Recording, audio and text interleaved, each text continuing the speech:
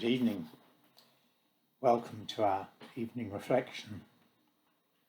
I've recently been reading through the book of Nehemiah, who was one of the Israelite leaders from the Old Testament. He was the cupbearer to the Persian king Artaxerxes at the time of the return of the Israelites from their 70-year exile in Babylon. Nehemiah learned that the Israelites, who had already returned to Jerusalem, were really struggling, and he asked Artaxerxes if he could go back to Jerusalem to support them. The king agreed. Indeed, he actually sent him back as governor with responsibility for rebuilding the city walls in Jerusalem.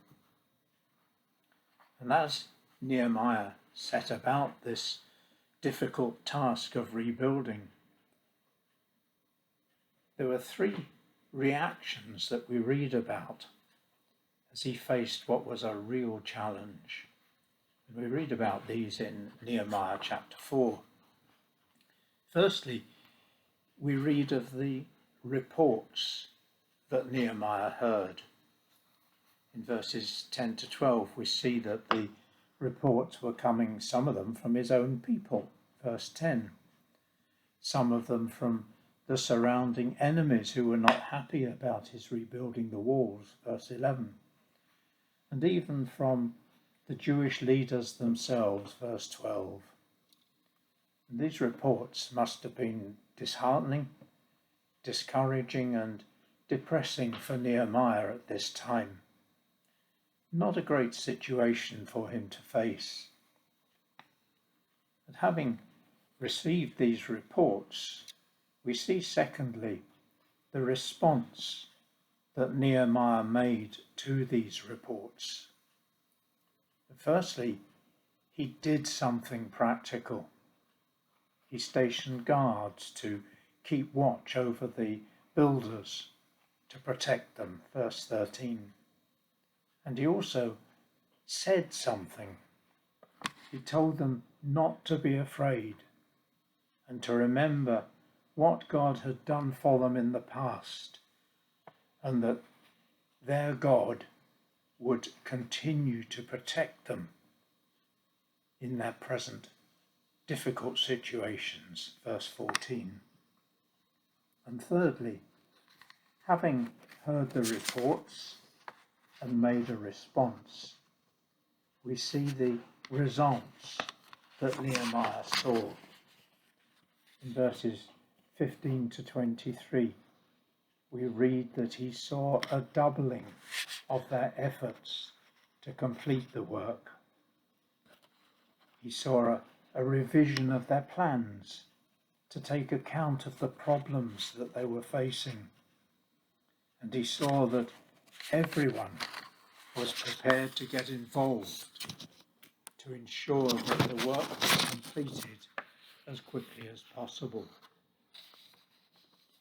And is this not a great lesson for us in the tasks that we face in our day-to-day lives, and particularly as we seek to serve God in the work he's called us to do? Nehemiah's experience reminds us that whatever we are involved in, conflict is often inevitable. There will always be some who disagree with what is being proposed. We learn that prayer is crucial. There's no better solution to facing and overcoming problems than to take them to God in prayer. We accept that discouragement is understandable. We all face it at some time, some of us more than others, and particularly in the current world situation that we're all find ourselves in. There's bound to be some discouragement. And we see the unity of approach and working together is essential. if we are to achieve anything worthwhile. Few of us can do it all by ourselves.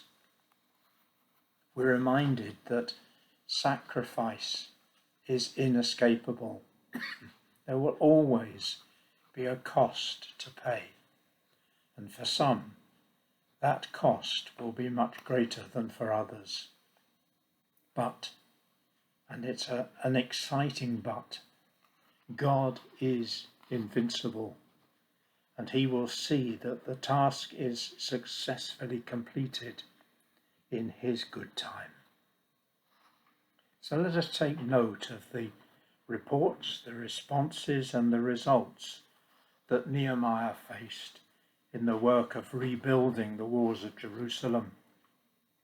And let us apply the outcomes to our own work, whether it be in our day-to-day jobs, whether it be our employment, or in our work for the church. The Lord will provide. Have a good evening.